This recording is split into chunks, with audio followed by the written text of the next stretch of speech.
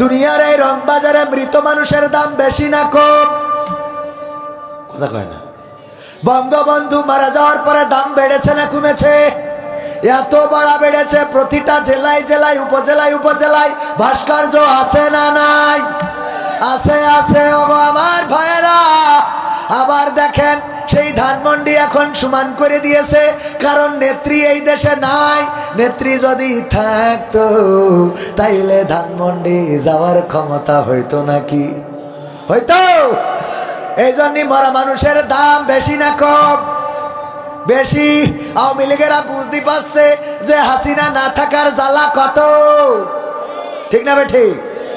আমি বলেছি, ওগো আমার আওয়ামী লীগের ভাইয়েরা, আগামী দিন থেকে কেউ আর চায়ের দোকানে বিড়ি টানবেন আর বলবেন না যে খেলা হবে। বলা কি যাবে? কেন যাবে না? তার কারণ হলো আমার বঙ্গবন্ধুর স্মৃতি বিজড়িত ধানমন্ডি 32 নম্বর, যেইখানে বঙ্গবন্ধুকে শহীদ করা হয়েছিল, সেই জায়গাটা বুলডোজার দিয়ে ভেঙে ফেললো। এরপরে আওয়ামী লীগের এত বড় বড় পাঘা পাঘা নেতা, একটাও তোমরা মশারির তলতে বেরোইলে না, আবার চার দোকানে বসে লিকচার মারো। কথা কয় না? এই লিকচার কি আর চলবে? তোমরা চার দোকানে বসে বড় বড় কথা বলো যে খেলা হবে, ঘুরে দাঁড়াবো, চট করে ঢুকবে, আবার আমরা ফিরবো, এইবার আসবো ভয়ঙ্কর ভাবে। এত যখন ভয়ঙ্কর ভাবে আসবা, ধানমন্ডির আমার বঙ্গবন্ধুর এই প্রাসাদ রক্ষা করতে পারলে না কেন? এর বিচার আগে করা লাগবে। ঠিক না ঠিক? আমি বলি ডাইরেক্ট মামলা দিতে হবে সব নেতাদের নামে যে তোরা রক্ষা করতে পারলি না কেন। আগে ওদের ডক্টর ইউনূসের কাজ হইল ধানমন্ডির 32 নম্বর আওয়ামী লীগের নেতা কর্মীরা যারা বলল যে খেলা হবে, ঠিক না বেঠে, পালাবো না, প্রয়োজন হলে ফখরুলের বাসায় গিয়ে উঠব, এত কথা বলার পরেও পালালো। আবার এই ধানমন্ডি শুধু তাই নয়, বিভিন্ন জায়গায় নেতাদের বাড়িতে বাড়িতে হামলা হচ্ছে না হচ্ছে না? এই হামলা যেহেতু প্রতিহত করতে পারছেন না, সুতরাং চার দোকানে বসে আর লিকচার চলবে? চলবে? আর কোন লিকচার দিতে দেওয়া হবে না। কারণ যারা বঙ্গবন্ধুর স্মৃতি বিজড়িত যেই বাড়িতে কাটিয়েছে জীবনের অনেকটা বছর, ফজিলাতুন্নেসার স্মৃতি বিজড়িত মাননীয় সাবেক নেত্রী শেখ হাসিনার স্মৃতি বিজড়িত আমাদের তীর্থস্থান পুণ্যভূমি ধানমন্ডি 32 নম্বর ভেঙে ছারখার করে দিয়েছে। এটা যেহেতু রক্ষা করতে পারো নাই, সুতরাং কোন আওয়ামী লীগ আর মাথা উঁচু করে গলা উঁচু করে কথা বলবা না। খালি নেত্রী আসলি বলবে যে আমরা ওই যে স্বামী মাসের মতো আমার মার কাছে শুনলাম, পিস্তল নিয়ে বেরোলাম, সংসদে বসে গল্প দেয়। এজন্য মামা বাড়ির গল্প, শিয়ালার বেজি বন্ধু পাতাইছে, বেজি গাছে উঠেছে, শিয়ালের আটি চালিয়ে মারে। ঠিক না ভাই? ঠিক। সংসদ হইল মামা বাড়ির গল্প, শিয়াল বেজির গল্প, মনে যা চাই বানিয়ে বানিয়ে। মাননীয় নেত্রী, আমাদের জননেত্রী, আপনি হজরতের অলিয়া উলিয়ার পর্যায়ে পৌঁছে গিয়েছেন। আজকে স্মৃতি করে বলে দিতে চাই, মাননীয় স্পিকার, যখন বঙ্গবন্ধুকে হত্যা করা হলো, আমি শামীম ওসমান বলেছিলাম খেলা হবে, খেলা হবে, তা বুরকা পরি চলে গেলি। বাঘা সিদ্দিকী নাকি খুব লেগেছিল উঠে পড়ি দেশে বঙ্গবন্ধুর বিরুদ্ধে, বিরুদ্ধে না, হত্যার বিরুদ্ধে। সে বাঘা সিদ্দিকীও এমন কথা কয় না। আবার এরা যেই সময় ঘুরে যদি কোনোভাবে আসবে, তো হয়তো না, যদি আসে তখন আবার ইনারাই কইবেন আমরা খুব লেগেছিলাম, কনে তাহাজ্জুদ পড়ি যেভাবে ভোট নেয় ওইভাবে রক্ষা করছিলাম। ঠিক না? ঠিক। ওরা তো আবার তাহাজ্জুদ পড়ি ছাড়া কাজ করে না, কথা কয় না। ওরা বলবে যে মাননীয় স্পিকার, আমাদের টার্গেট ছিল যে আমরা তাহাজ্জুদ পড়ি কাম সারবো, কিন্তু আমরা দেখেছি মাগরিবের আজানের পরে শুরু করে দিয়েছে, তো তাহাজ্জুদ পড়তে পারিনি, এই জন্য আমরা এই কাজ করিনি। কারণ আল্লাহর কাছে সাহায্য সহযোগিতা না নিয়ে করবো কেন? কথা কয় না। ونستغفره ونؤمن به ونتوكل عليه ونعوذ بالله من شرور أنفسنا ومن سيئات أعمالنا من يهده الله فلا مضل له ومن يضلله فلا هادي له ونشهد أن لا إله إلا الله ونشهد أن سيدنا محمدا عبده ورسوله الذي أرسله بالحق بشيرا ونذيرا وداعيا إلى الله بإذنه وسراجا منيرا فقد قال الله تعالى في كلامه المجيد والفرقانه الحميد সবাই পড়েন আউযু বিল্লাহি মিনাশ শাইতানির রাজিম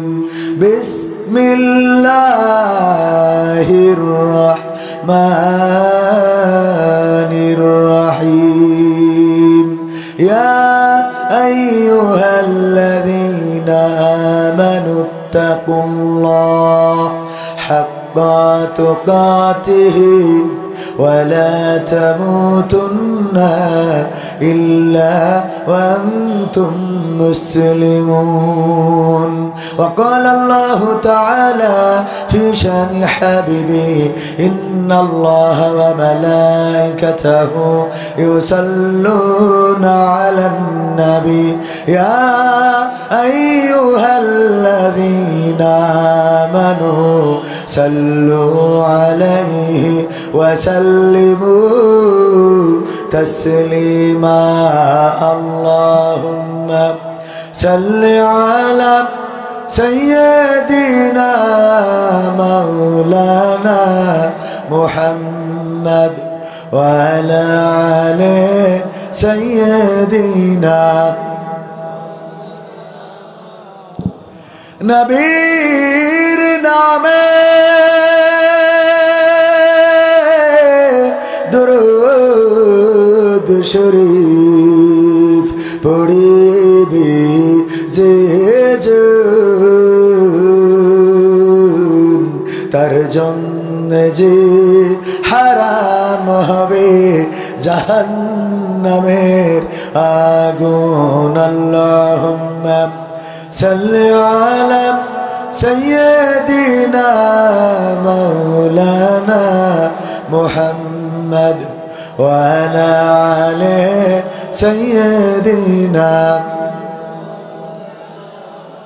লা ইলাহা ইল্লাল্লাহ লা ইলাহা ইল্লাল্লাহ লা ইলাহা لا إله إلا الله محمد رسول الله سبحان الله والحمد لله لا إله إلا الله سبحان الله والحمد لله لا إله لا إله إلا الله محمد رسول الله صلى الله ওরে মরলে মানুষ দাম বাড়ে তার ওরে মরলে মানুষ দাম বাড়ে তার বাঁচতে অবহেলা দুনিয়ার রং বাজারে এটা কেমন খেলা দয়াল দুনিয়ার রং বাজারে এটা কেমন খেলা ওরে মরলে মানুষ দাম বাড়ে তার মরলে মানুষ দাম বাড়ে তার বাঁচতে অবহেলা দুনিয়ার রং বাজারে এটা কেমন খেলা দয়াল দুনিয়ার রং বাজারে এটা কেমন খেলা দুনিয়ার রং বাজারে এটা কেমন খেলা দয়াল দুনিয়ার রং বাজারে এটা কেমন খেলা বাঁচতে মানুষ কেউ বলে না লোকটা বড় ভালো মরলে বলে তার মরাতে বড় ক্ষতি হলো দয়াল বড় ক্ষতি হলো বাঁচতে মানুষ কেউ বলে না লোকটা বড় ভালো, মরলে বলে তার মারাতে বড় ক্ষতি হলো, দয়াল বড় ক্ষতি হলো।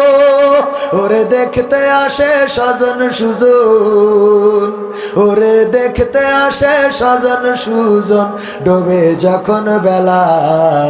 দুনিয়ার রং বাজারে এটা কেমন খেলা দয়াল, দুনিয়ার রং বাজারে এটা কেমন খেলা, দুনিয়ার রং বাজারে এটা কেমন খেলা দয়াল, দুনিয়ার রং বাজারে এটা কেমন খেলা।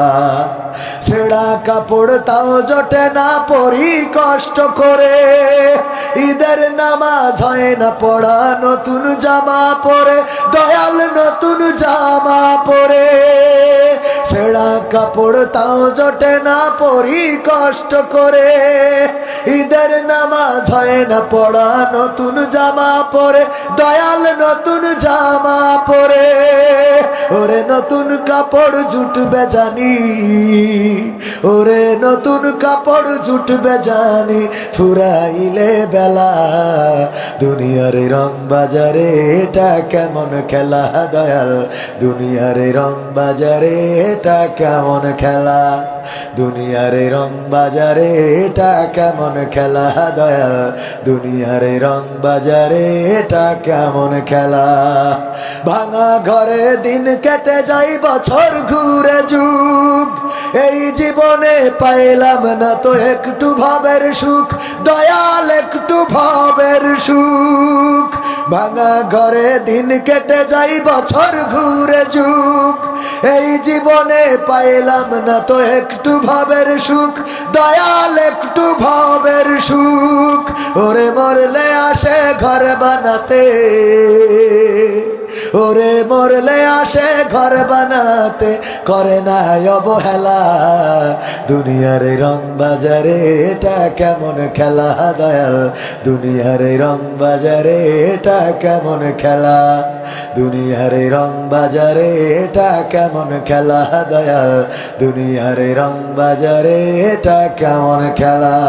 ওরে মরলে মানুষ দাম বাড়ে তার, মরলে মানুষ দাম বাড়ে তার, বাঁচতে অবহেলা। দুনিয়ার রং বাজারে এটা কেমন খেলা দয়াল, দুনিয়ার রং বাজারে এটা কেমন খেলা, দুনিয়ার রং বাজারে এটা কেমন খেলা দয়াল, দুনিয়ার রং বাজারে এটা কেমন খেলা। ঠিক না বেঠে?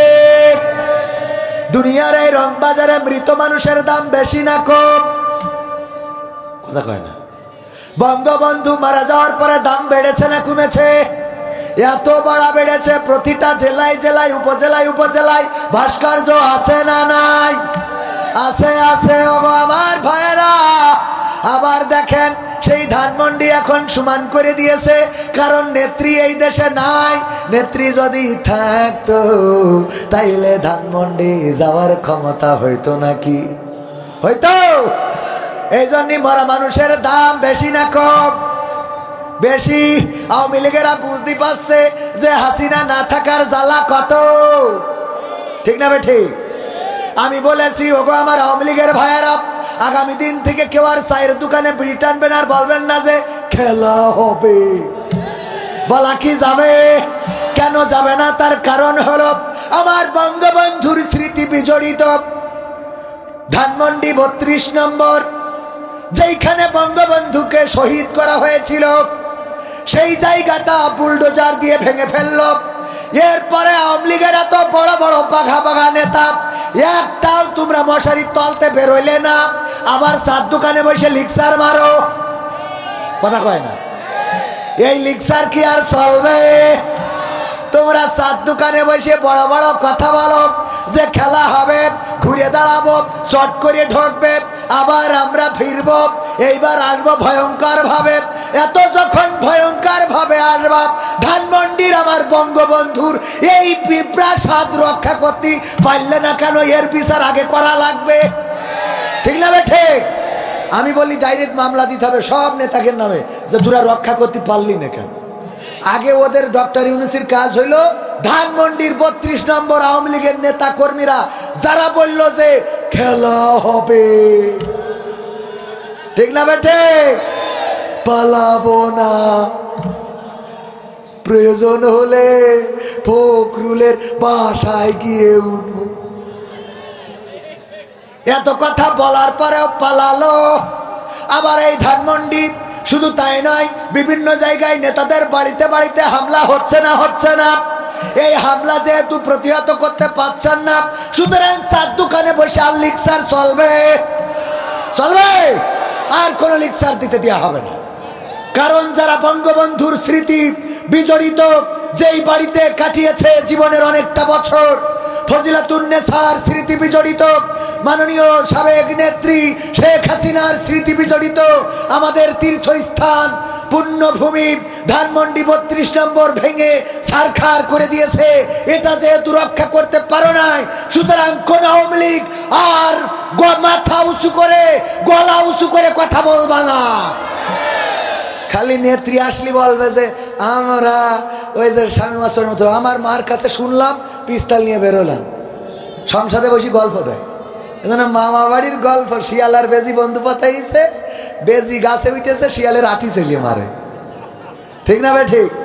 সংসদ হইল মামা বাড়ির গল্প, শিয়াল বেজির গল্প, মনে যা চাই বানিয়ে বানিয়ে মাননীয় নেত্রী, আমাদের জননেত্রী, আপনি হজরতের অলিয়া উলিয়ার পর্যায়ে পৌঁছে গিয়েছেন।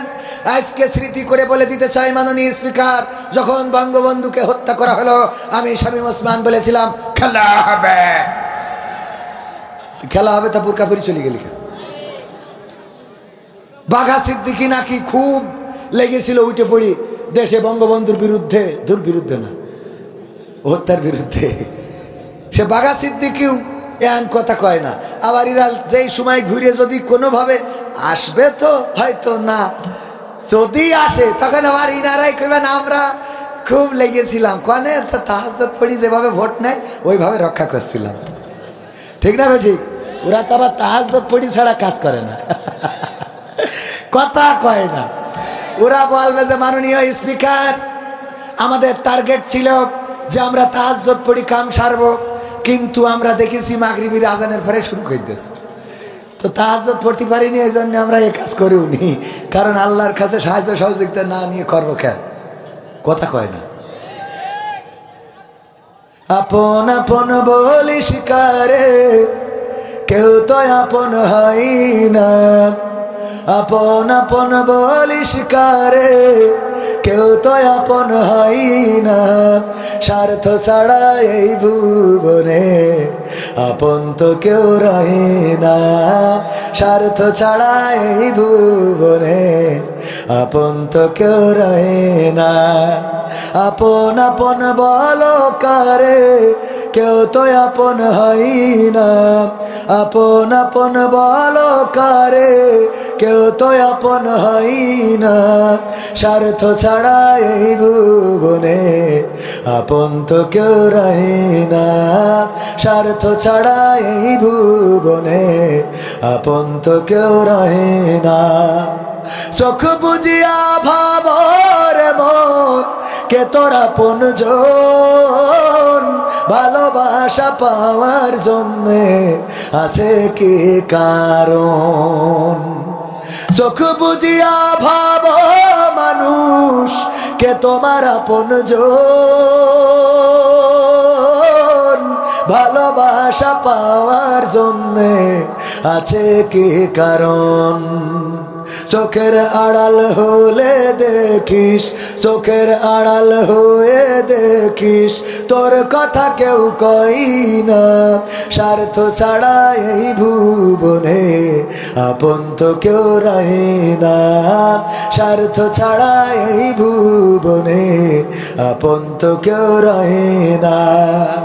কার জন্যে তোর ভালোবাসা টাকা ঘরার বাড়ি,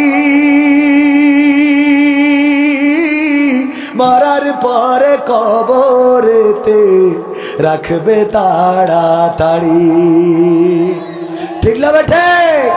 কার জন্যে এই ভালোবাসা টাকা ঘরার বাড়ি, মরার পরে কবরেতে রাখবে তাড়াতাড়ি। বিনা লাভে বন্ধুরে কেউ, বিনা লাভে বন্ধুরে কেউ তুলার বোঝাও বই না। স্বার্থ ছাড়া এই ভুবনে আপন তো কেউ রয়ে না। ঠিক না বেঠে? স্বার্থ আছে যতদিন, পক্ষে আছে ততদিন। ঠিক না বেঠে? স্বার্থ যখন নাই রাজপথেও তখন নাই। তার প্রমাণ গতকালকে যেটা ঘটে গেল, ধানমন্ডি 32 নম্বর গুড়িয়ে দেয়া হলো। কত বাঘা বাঘা নেতা যারা সংসদে বলেছে পালাবো না, যারা বলেছে 41 সালের আগে ক্ষমতা ছাড়বো না, যারা বলেছে আমাদেরকে রাজপথে দাঁড়াতে দেবে না, যারা আমাদের স্টেজে উঠতে দেয় নাই, এমনকি এই শিকরগাছায় আমার কোন স্টেজে মাহফিল করতে যারা দেয় নাই, আমার নাম্বারে আমার ওই ব্যানারে নাম থাকার কারণে ব্যানার পর্যন্ত চেঞ্জ করিয়েছি।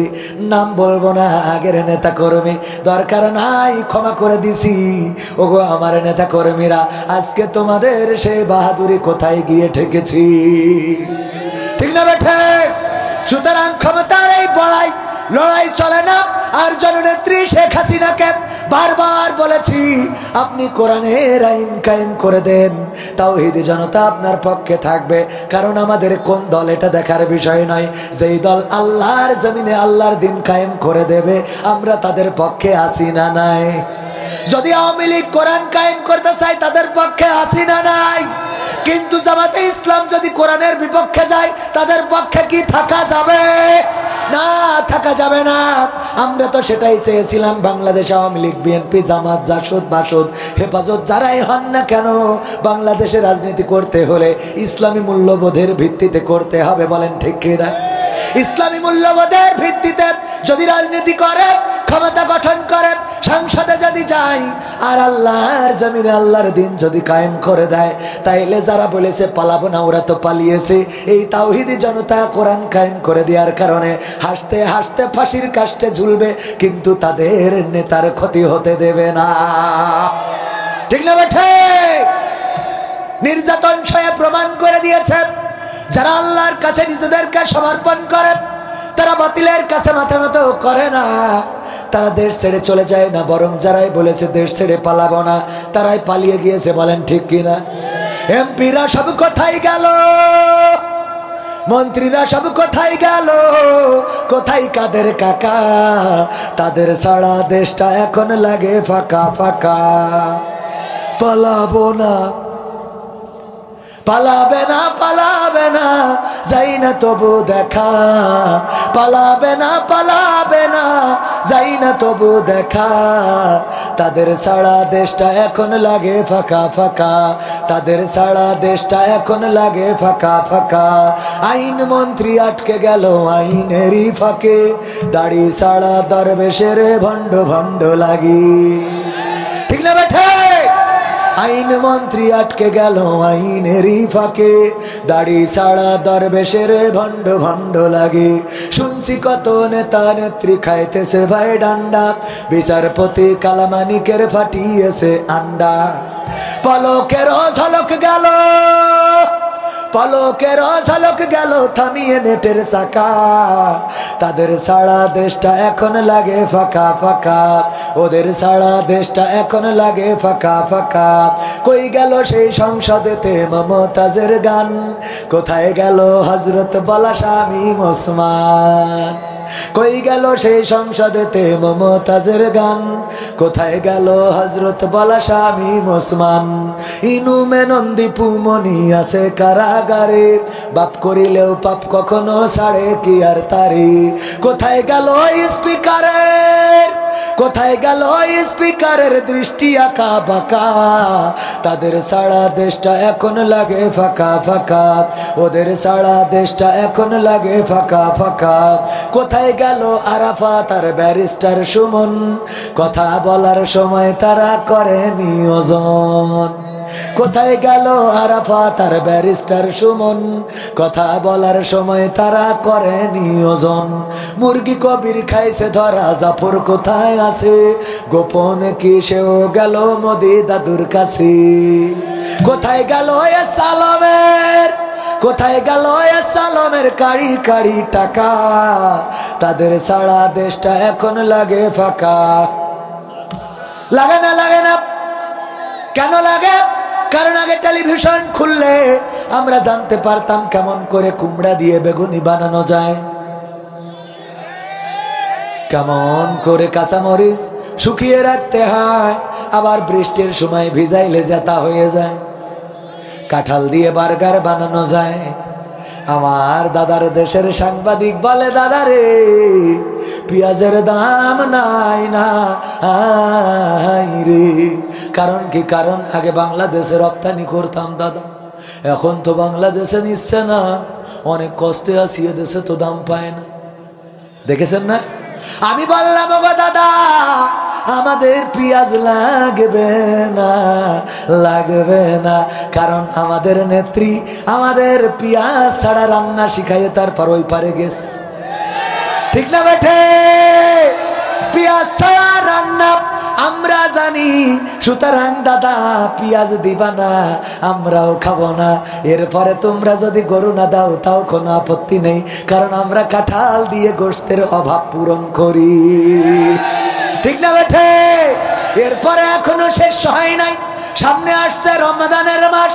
আল্লাহ বললেন, ইয়া আইয়ুহাল্লাযীনা আমানু কুতিবা আলাইকুমুস সিয়ামু কামা কুতিবা আলাল্লাযীনা মিন ক্বাবলিকুম লাআল্লাকুম তাত্তাকুন।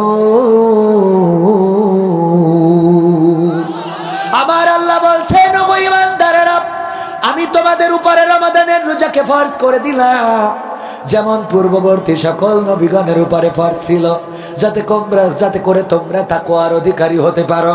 আমরা সারাটা দিন রোজা পালন করি, সাহারি খেয়ে ইফতার পর্যন্ত উপোস থাকি, তারপরে ইফতার করি। ইফতারের সুন্নাহ হলো প্রথমে খুরমা খাওয়া। প্রথমে কি? অনেকে এই আগে পানি দিয়ে ইফতার করে, খুরমা যদি না থাকে পানি পান করতে পারবেন, কিন্তু যদি খুরমা থাকে আগে খুরমা খাবেন, এটাই রাসূলের সুন্নাহ। আমরা বলি, ওগো সৌদি আরব, তোমরা যদি তোমাদের দেশ থেকে আর খুরমা না দাও আমাদের নিয়ে টেনশন করা লাগবে না, কারণ আমরা বড়ই দিয়ে পিয়ারা দিয়ে ইফতার করতে পারি রে। ঠিক না বেঠে? শুধু তাই নয়, আমরা কেমন করে বাঁশ দিয়ে ব্রিজ বানাইতে হয়, রডের অভাব পূরণ করতে হয়, পারি না, আমরা সেটাও পারি। আমরা অনেক কিছুই শিখেছি। এরপরে আমরা শিখলাম আমার মা বোনদের জন্য বিউটি পার্লার। এই বিউটি পার্লার এটাও উন্নয়নের অংশ। আমার আল্লাহ বললেন, ওয়াকারনা ফি বুয়ুতিকুন্না ওয়ালা তাবাররাজনা তাবাররুজাল জাহিলিয়াতিল উলা। ওগো নারীরা পর্দার মধ্যে থাকো, জাহিলি যুগের মেয়েদের মতো সাজুগুজু করে নিজেদেরকে প্রদর্শন করে বেড়ায়ও না। বলেন দেখি, বিউটি পার্লারে যারা সাজুগুজু করে ওরা কি বোরকা পরার জন্য সাজুগুজু করে? কিসের জন্য? দেখানোর জন্য। হ্যাঁ, সাসার মিজাজ খারাপ হয়ে গেছে দেখছি। কিসের জন্য? হ্যাঁ, দেখানোর জন্য। এইরাম লোকই তো আমার লাগবে। এইরাম লোক হইলে আরো কিছুক্ষণ চালাবো, চলবে, চলবে। কারণ আগে কথা বলতে দিত না, হারিয়া দাঁড়াই আমাকে দাওয়াত করেছে, বললাম মাগরিব টু ইশা আলোচনা করব, মাগরিব টু ইশা আলোচনা করব। বলল, ভাই রে কপাল মন্দ, চোখ থাকিতে অন্ধ। আপনার নামটা পোস্টারে দিছি, এইটা দেখার পরে মাথা গরম হয়ে গেছে। এরপরে সেই পোস্টার থেকে নাম তো মুছতে হয়েছে, ব্যানার থেকেও নাম মুছতে হয়েছে। আপনি তো আসা যাবে না। এইবার নেতা আবার ওই একটা পদে দাঁড়াইলো, ফেলও মারিলো। এইবার নিজেরাই ফেল করি, আমরা ফেল করেন এর আগে ফেল করি। ওরে আমার জাত ভাই, কি এমন দ্বন্দ্ব, কি এমন ক্ষতি করলা, কি এমন অপরাধ, কোন কারণে স্টেজে উঠতে দিলা না, কোন কারণে কথা বলতে দিলা না, কোন কারণে কোরআনের মাহফিল বন্ধ করে দিলাম। বশির কাকা মারা গেছে, বশির ভয়েস সবাই চেনেন না? বিসমিল্লাহির রহমানির রহিম মনে আছে না নাই? বশির কাকার বাড়ির মাহফিল আমার সন্তানের মতো দেখতেন। সেই বাড়ির মাহফিলটায় ওরকম ব্যানারে নাম থাকার কারণে ব্যানারটা রিজেক্ট, চেঞ্জ করে ব্যানার টানাইতে হবে। খালি নামটাও পছন্দ করেন নাই, কারণটা কি এমন আতঙ্কের মানুষ আমি? মেম্বারিতেও তো দাঁড়ানো দূরের কথা, আমি মহিলা মেম্বারিতে দাঁড়ালে উপাস করব না? আমার এই জনপ্রিয়তা এখনো হয়নি যে মহিলা মেম্বারিতে দাঁড়ালে উপাস করব, সেই জনপ্রিয়তা নাই। আর আমরা যে আন্দোলন করি সেই আন্দোলনে ইচ্ছা করলেই দাঁড়ানো যায় নারী, ঠিক না বেঠে? যদি কেউ দাঁড়াতে চায় সে দলের অযোগ্য, ঠিক না বেঠে? কি হয়েছে? আমার হুজুর প্রবাসীদের গানের অনুরোধ, এন সব দেশি মানুষ এন প্রবাসীদের অনুরোধ, প্রবাসীদের মধ্যে প্রবাসীদের গান, হ্যাঁ ও লাইভ চলছে। ও ও আচ্ছা, মানে মাল দিয়েছে, মাল দেয় প্রবাসীরা আর এয়ারপোর্টে এসে মার খায়, ঠিক না বে ঠিক? দেশের অর্থনীতির চাকা সচল রাখে প্রবাসীরা, আর এয়ারপোর্টে আসলে মাঝে মাঝে হেনস্তার শিকার হয়, ঠিক না বে ঠিক? ল্যান্ড ক্রুজারে চড়ে বেড়াবা, হ্যাঁ পাজেরোতে চড়ে বেড়াবা, আর আমার প্রবাসীদের সাথে বেয়াদবি করবা। আমরা এটা কিতা তাচুকালা মাসামিনি, মালয়েশিয়ায় ছিলেন কেউ? হ্যাঁ এই যে আটা ফাহাম গে, হ্যাঁ দিয়া ফাহামলা কিতা তাচুকা মাছামিনি। আমাদের এটা অপছন্দ, আমরা এটা পছন্দ করি না। আহা, প্রবাসীদের সাথে কিছুক্ষণ আগে যে মাহফিল করলাম ওখানে এক প্রবাসী সিরকুট দিয়েছে, হুজুর আমার আব্বা এবং সৎ মা আছে, আমি আমার অর্জন আমার প্রবাসের পরিশ্রমের টাকা পয়সা বাবার হাতে দিয়েছি, আমার মা আর বাবা সব শেষ মেরি দেশ। এই ব্যাপারে আপনি একটু আলোচনা করবেন। আমি বললাম তুই সব দিছিস কেন, তোর দায়িত্ব দেশ কিডা? প্রবাসে গেলি খুব ভালো হয়ে যায়। ওরে বাবা বউ, হ্যাঁ গেলি যা ঠিক রে, কেমন আছো? রে বাবা সিঙ্গাপুরকে টাকা পাঠিয়েছি, তুলে তুমি কসমেটিকের দোকান থেকে মার্কেট করে আসবে। কলা দেন নে, ও মার্কেট করি শুধু আসেন, আর একজনের সাথে গদ খালি যায়, ঠিক না বেঠে? তবে সবার না, বেশি। এখন পর কি আছে না নাই? লাইলাতুল ফেব্রুয়ারি সামনে, হ্যাঁ মোটরসাইকেলের গিয়ার দিয়া লাগবে তো যুবক? কয় লাগবে? শয়তান। ওগো আমার যুবকেরা, ভ্যালেন্টাইন্স ডে এটা মুসলমানদের কোনো দিবস নয়, এটা খ্রিস্টানদের দিবস। সেই সময়ে রাজা হিরাক্লিয়াস, সম্ভবত দ্বিতীয় হিরাক্লিয়াস বা তৃতীয়, সে যুদ্ধের জন্যে দেশে বিবাহ নিষিদ্ধ করে দিল, যে কেউ বিয়ে করতে পারবে না, কারণ বিয়ে করলে বউয়ের পরে মায়া হবে, বিয়ে করলে সন্তান হবে, সন্তানের পরে মায়া জন্মে যাবে, এরা যুদ্ধে যাবে না, এই জন্য বিবাহ নিষিদ্ধ করলো। কিন্তু সেই সময় 370 খ্রিস্টাব্দের কথা, 370 খ্রিস্টাব্দ, তখন ঈসা আলাইহিস সালাম